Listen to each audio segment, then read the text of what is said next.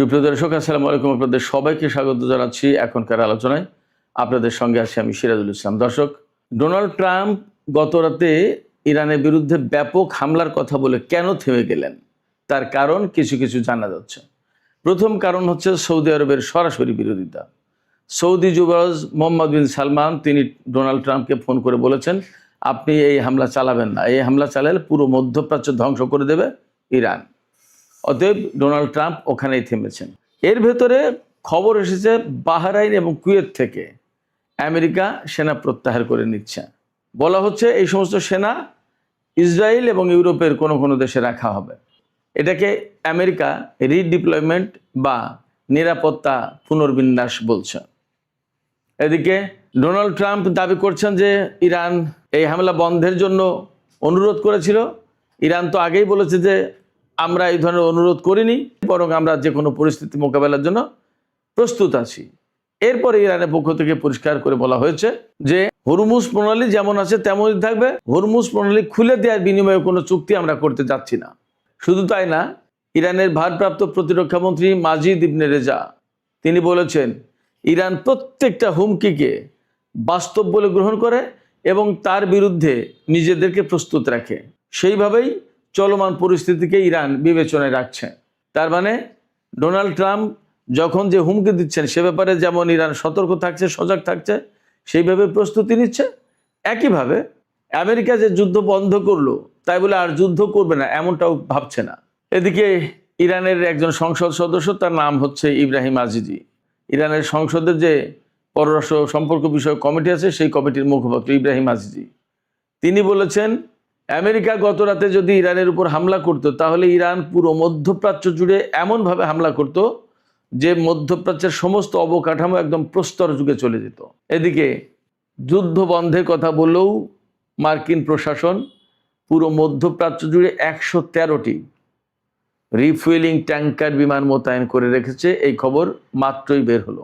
তাদের উদ্দেশ্য কি? সুপ্রিয় দর্শক, এই বিষয়গুলো নিয়েই এখনকার ভিডিওতে আমি কথা বলবো। আশা করি ভালো লাগবে এবং আপনারা শেষ পর্যন্ত সঙ্গে থাকবেন। আর ভিডিও যদি ভালো লাগে তাহলে লাইক, কমেন্ট, শেয়ার করবেন এবং চ্যানেলটি সাবস্ক্রাইব করে সাথেই থাকবেন। দর্শক, চলুন আমরা বিস্তারিত আলোচনা করি।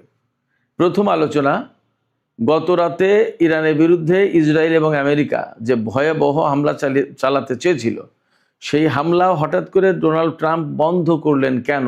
এটা কিন্তু আজকে টক অফ দ্য ওয়ার্ল্ড ছিল, সারাদিনের এইটা সবচেয়ে বড় আলোচনা ছিল। এই ব্যাপারে যে সমস্ত জায়গা থেকে, যে সমস্ত গণমাধ্যম থেকে খোঁজ পাওয়া যাচ্ছে, এ ব্যাপারে যে সবচেয়ে বড় যে বক্তব্য এসেছে সেটা হচ্ছে সৌদি যুবরাজ মোহাম্মদ বিন সালমান ডোনাল্ড ট্রাম্পকে ফোন করে বলেছেন আপনি এই হামলা চালাতে পারেন না, এই হামলা চালালে পুরো মধ্যপ্রাচ্য শেষ করে দেবে ইরান, আমাদের অত্র অঞ্চলের কোনো জ্বালানি অবকাঠামো ইরান রাখবে না, একদম শেষ হয়ে যাবে, পুরো মধ্যপ্রাচ্য আগুনে দাউ দাউ করে জ্বলবে।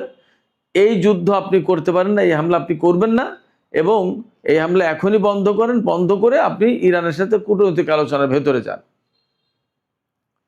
তো কূটনৈতিক আলোচনা কি? ডোনাল্ড ট্রাম্প নিশ্চয়ই বলেছেন যে ইরান তো কোনো চুক্তিতে আসছে না, তখন নিশ্চয়ই তিনি অর্থাৎ সৌদি যুবরাজ বলেছেন ইরান তো কূটনীতিতে ছিল, সেখানে ভেঙে গেল কেন, কি ব্যাপার, ওগুলো ঠিকঠাক করেন। এইভাবে হয়তো কথাবার্তা হয়েছে, হয়তো ডিটেলস আলোচনা হয়েছে, সে সব কথা তো আর আসেনি, সব কথা আসছেও না।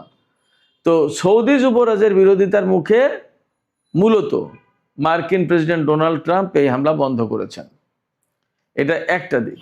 আর বাস্তবতার নিরিখে যে বিষয়টা থাকছে সেটা হচ্ছে যে সত্যি সত্যি ইরানের যে প্রস্তুতি ছিল, গত রাত আমি ব্যক্তিগতভাবে 3টার পরে ঘুমিয়েছি, কারণ যুদ্ধ একটা হওয়ার প্রবল আশঙ্কা ছিল, সেইভাবে প্রস্তুত ছিল।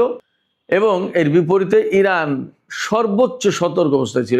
ইসরায়েলের সামরিক বাহিনীকে যেমন হাইয়েস্ট অ্যালার্টে রাখা হয়েছিল, ইরান জুড়ে ইরানের সামরিক বাহিনী একই অবস্থায় ছিল এবং তাদের প্ল্যান ছিল যত বড় হামলাই হোক না কেন হামলা প্রতিরোধ করে ইসরায়েল এবং পুরো মধ্যপ্রাচ্যের অবকাঠামো একদম শেষ করে দেওয়া হবে। এই যে অবস্থা ছিল, এই অবস্থায় আসলে কারোর কোনো রক্ষা ছিল না। ইরানের ক্ষয়ক্ষতি যা হতো হতো, কিন্তু ইরান পাল্টা যে হামলা চালাতো তাতে রিয়েলি যে সিচুয়েশন তৈরি হতো তাতে মধ্যপ্রাচ্যকে চেনা যেত না আজকে। সেই জায়গায় সৌদি যুবরাজ মোহাম্মদ বিন সালমান মধ্যপ্রাচ্যকে বলা যায় যে বাঁচিয়ে দিয়েছেন। এরপর ডোনাল্ড ট্রাম্প কি বলবেন সারা বিশ্বের কাছে? তিনি তো বলেছেন যে আজ রাতেই ইরানের উপরে হামলা চালানো হবে এবং তার জন্য ইসরায়েল এবং আমেরিকা একসাথে কাজ করতে যাচ্ছে। ডোনাল্ড ট্রাম্প যখন সৌদি যুবরাজের ফোনের পর হামলা বন্ধ করলেন, তখন তিনি কি বলবেন? তিনি বললেন যে ইরান এবং মধ্যপ্রাচ্যের কয়েকটি দেশ তাকে অনুরোধ করেছেন যুদ্ধ বন্ধ করার জন্য এবং ইরান চুক্তির জন্য রাজি হয়েছে।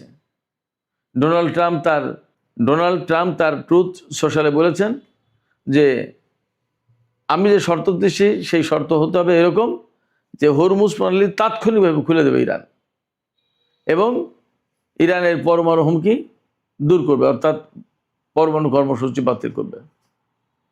ইরান নাকি এই ব্যাপারে রাজি হয়েছে, অথচ ইরানের পক্ষ থেকে একদম সরাসরি বিবৃতি দেওয়া হয়েছে ইরানের পররাষ্ট্র মন্ত্রণালয়ের পক্ষ থেকে, ইরানের পররাষ্ট্রমন্ত্রীর পক্ষ থেকে, যে এই ধরনের কোনো আলাপ আলোচনা বক্তব্য ইরানের পক্ষ থেকে দেয়া হয়নি। একদম ডাহা মিথ্যে কথা ডোনাল্ড ট্রাম্প বলেছেন, এইভাবে বলছেন। এখন ডোনাল্ড ট্রাম্প কেন বললেন এ কথা? তাহলে ওই যে নিতান্তই মুখ রক্ষার জন্য। এবং বাস্তবতা হচ্ছে কি, এর আগে কয়েকবার ডোনাল্ড ট্রাম্প এরকম হুমকি ধমকি দিয়েছেন, ভয় দেখিয়ে ইরানকে চুক্তিতে বাধ্য করতে চান, সারেন্ডার করাতে চান। কিন্তু ইরানের বক্তব্য হচ্ছে যে আমেরিকার কাছে তো ইরান সারেন্ডার করবে না। এবং শুধু তাই না, যুদ্ধ আমেরিকা শুরু করেছে, কিন্তু যুদ্ধ আমেরিকা শেষ করতে পারবে না। যুদ্ধ আমাদের কথাই শেষ হবে, অর্থাৎ আমরা যেদিন বলবো যে আজকে যুদ্ধ শেষ, সেদিন শেষ। এর মানে হচ্ছে মধ্যপ্রাচ্যে আমেরিকাকে অনেক বড় খেসারত দিতে হবে মনে হচ্ছে, ইরান ছেড়ে দেবে না। কারণ ইরান বিষয়টা এইভাবে দেখছে, তাদের সর্বোচ্চ নেতাকে হত্যা করা হয়েছে, তাদের বহু সংখ্যক বেসামরিক লোকজনকে হত্যা করা হয়েছে এবং তাদের প্রচুর সংখ্যক অবকাঠামো ধ্বংস করা হয়েছে। এই যুদ্ধ তো কোনো প্রয়োজন ছিল না। ইরান পরমাণু কর্মসূচি পরিচালনা করছে আন্তর্জাতিক আণবিক শক্তি সংস্থার তদারকির আওতায়। তার হাতে তো কোনো পরমাণু অস্ত্র নেই, অন্তত ঘোষিত, কেউ দেখাতে পারেনি। আর আমেরিকার হাতে যে অস্ত্র আছে সে নিরাপদ হয় কি করে বিশ্বের জন্য? আর যে শুধু পরমাণু কর্মসূচি পরিচালনা করছে সে ভয়ঙ্কর হয় কি করে বিশ্বের জন্য পরমাণু কর্মসূচি নিয়ে? এই প্রশ্ন তুলে ইরান বলছে যে যেহেতু এই বিষয়টা নিয়েই ইরানের উপর হামলা চালানো হয়েছে এবং অবৈধ একটা যুদ্ধ, অতএব এর শেষ দেখে ছাড়বে ইরান। এগুলো সব ইরানের বক্তব্য, আমার বক্তব্য না। এদিকে সর্বশেষ খবর মোতাবেক আমরা জানতে পারছি যে কুয়েত এবং বাহরাইন থেকে মার্কিন সেনা সরিয়ে নেওয়া হয়েছে। সব নাকি মোটামুটি একটা অংশ, এটা পরিষ্কার না, বাট কুয়েত এবং বাহরাইন থেকে সেনা সরানো হয়েছে, প্রত্যাহার করা হয়েছে বলা হয়েছে। এই সেনাদেরকে কোথায় নেওয়া হয়েছে? এই সেনাদেরকে একটা অংশ নেওয়া হয়েছে ইসরায়েলে, আর একটা অংশ নেওয়া হয়েছে ইউরোপে। যখন ডোনাল্ড ট্রাম্প ইরানের বিরুদ্ধে হামলা বাতিল করেছেন বলে খবর প্রকাশ হচ্ছে বা তিনি বলছেন, তখন তিনি কুয়েত এবং বাহরাইন থেকে সেনা সরিয়ে ইসরায়েল এবং ইউরোপে মোতায়েন করেছে। তার মানে এখানে দুটো বিষয় হতে পারে। ইরানের ড্রোন, ক্ষেপণাস্ত্র এবং সামরিক বাহিনীর হামলার মুখে মার্কিন সেনারা টিকতে পারছে না, মধ্যপ্রাচ্যে কোনো ঘাঁটি আর নিরাপদ নয়। এই কারণে আমেরিকা তাদের সেনাদেরকে সরিয়ে নিচ্ছে, প্রত্যাহার করে নিচ্ছে। এটা একটা কারণ হতে পারে এবং এটা যথেষ্ট সম্ভাবনা বেশি, এটা বাস্তবতা। আর দুই হচ্ছে যে ইসরায়েল এবং ইউরোপে নিয়ে তুলনামূলক নিরাপদ দূরত্বে নিয়ে এদেরকে দিয়ে যুদ্ধ করাবে। ইসরায়েল থেকে তো ইরানের বিরুদ্ধে যুদ্ধ করবে, এই মার্কিন সেনারাই যুদ্ধ করবে সেখান থেকে, এবং ইউরোপের কোনো কোনো দেশ থেকে, যেমন ব্রিটেন, ফ্রান্স, ইটালি, জার্মানি, এ সমস্ত কিছু কিছু দেশ থেকে। সম্প্রতি নাম এসছে বুলগেরিয়ার, এ সমস্ত দেশের ঘাঁটি থেকে। ইরান তো বলে দিয়েছে ইউরোপের কোনো দেশ যদি আমেরিকাকে সহযোগিতা করে তাহলে সেই সমস্ত দেশের উপর হামলা চালানো হবে। দেখা যাক কি হয়। ব্রিটেন অবশ্য বলেছে যে তারা নিজেদের জাতীয় স্বার্থকেই প্রাধান্য দেবে আগে। সেক্ষেত্রে তারা যা আকার ইঙ্গিতে বোঝাতে চেয়েছে আমেরিকাকে তারা ঘাঁটি দিয়ে সহযোগিতা করবে না ইরানের বিরুদ্ধে হামলার জন্য। আমরা অপেক্ষা করি আসলে কি হতে যাচ্ছে। তো ইসরায়েলে যে মার্কিন সেনা মোতায়েন করা হয়েছে, যদি ইরাক থেকে, কুয়েত থেকে বা বাহরাইন থেকে সেনা প্রত্যাহার করা হবে তাহলে আমেরিকায় নিয়ে যাক, কেন ইসরায়েলে রাখা হচ্ছে? তার মানে এদেরকে দিয়ে ইরানের বিরুদ্ধে যুদ্ধ করানোর টার্গেট থাকতে পারে। এবং এরই অংশ হিসেবে সম্ভবত 113টি রিফুয়েলিং ট্যাঙ্কার মধ্যপ্রাচ্যে মোতায়েন করা হয়েছে মধ্যপ্রাচ্যের বিভিন্ন দেশে। কোথায় কোথায় উই ডোন্ট নো, বাট বলা হচ্ছে মধ্যপ্রাচ্যের বিভিন্ন দেশে। সেটা হতে পারে জর্ডান, ইসরায়েল তো আছেই, তুরস্ক হতে পারে, জানি না কোন কোন দেশে, আজারবাইজানে হতে পারে, কোথায় কোথায় আমরা শিওর না, দেখা যাক। তো এই পরিস্থিতিতে ইরানের উপরে যে আমেরিকা এখনো হামলা চালানোর চিন্তা করছে, এটা মোটামুটি পরিষ্কার। এই রিফুয়েলিং ট্যাঙ্কার এবং মার্কিন সেনা ইউরোপ আর ইসরায়েলের সরিয়ে নেওয়ার কারণে ধারণা করা হচ্ছে যে তারা ইরানের বিরুদ্ধে হামলা চালাতে চায়, বেটার টাইমের জন্য অপেক্ষা করছে। বাট ইরান কি করবে? ইরান ডোনাল্ড ট্রাম্পের এই কথায় একদম চুপ হয়ে যায়নি, এটা তাদের পক্ষ থেকে বলা হয়েছে। ইরানের ভারপ্রাপ্ত প্রতিরক্ষা মন্ত্রী মাজিদ ইবনে রেজা তিনি বলছেন যে ইরান শত্রুর হুমকিকে বাস্তব এবং বিশ্বাসযোগ্য বলে মনে করে এবং সেই কারণে যে কোনো হুমকিকে তারা সিরিয়াসলি নেয় এবং সেইভাবে প্রস্তুতি নেয়। তিনি এই কথা দিয়ে যা বলতে চেয়েছেন সেটা হচ্ছে এই যে আমেরিকা যে সমস্ত হুমকি ধমকি দিচ্ছে এগুলোকে কোনো সময় ইরান কম গুরুত্ব দিচ্ছে না, তারা এগুলোকে খুবই গুরুত্ব দিচ্ছে এবং খুব সিরিয়াসলি তার বিরুদ্ধে প্রস্তুতি নিচ্ছে। ডোনাল্ড ট্রাম্প যে বলেছেন যে আমরা যুদ্ধ বাতিল করলাম, ইরান এটাও বিশ্বাস করছে না। ইরান মনে করছে হয়তো এটা চালাকি হতে পারে, একটা কৌশল হতে পারে, আমাদেরকে বোকা বনে দিয়ে তারা আমাদের উপর হামলা চালাবে। অতএব আমেরিকা হামলা চালাক আর না চালাক, তাদের বিরুদ্ধে ইরান অল টাইম প্রস্তুত। ইরানের আমি আগেই বলেছি একজন সংসদ সদস্য ইব্রাহিম আজিজি তিনি বলেছেন যে আমেরিকা যদি গত রাতে হামলা চালাতো ইরানের উপরে, তাহলে মধ্যপ্রাচ্যের প্রত্যেকটা অবকাঠামো, বিশেষ করে বিদ্যুৎ, জ্বালানি এবং বিমান, এগুলোর কথাও আসছে, একেবারে ধ্বংস করে দেওয়া হচ্ছে।